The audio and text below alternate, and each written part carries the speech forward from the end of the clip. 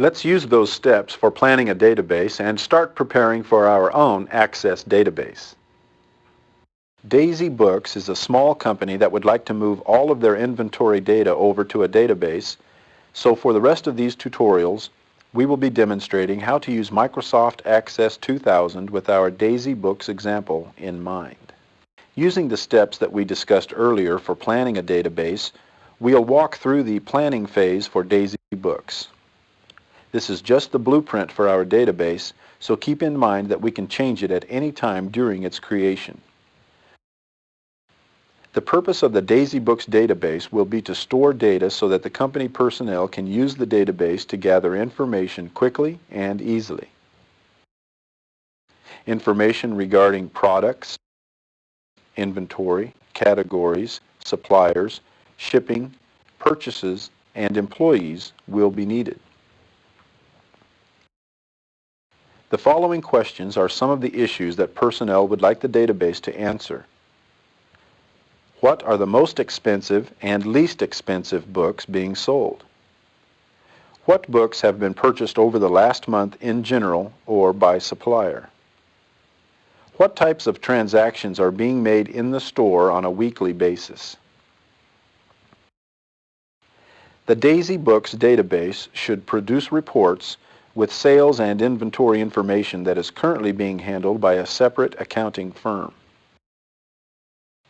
The database should produce forms very similar to customer invoices and bookkeeping records that are already in use by the organization. The business owner examined other databases in the community for an idea of how Daisy Books would like their own application to be.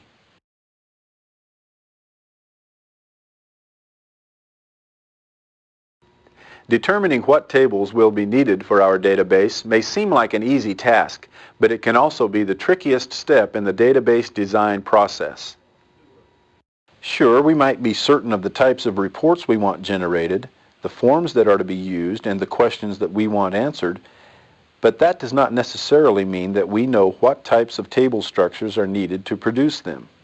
When it comes to table structure, we want to make sure that our tables do not contain duplicate information, and information should not be duplicated between tables. This is why we use a relational database, like Microsoft Access, as opposed to a flat file application or spreadsheet like Microsoft Excel. With Access, each piece of information is stored in only one table. It is updated in one place, eliminating duplicate entries. A relational database stores information in a collection of tables, each containing data about one subject. The tables are related so that information from more than one table can be used at a time. In a relational database, a specific type of information is stored just once, which makes the database very efficient and reduces data entry errors.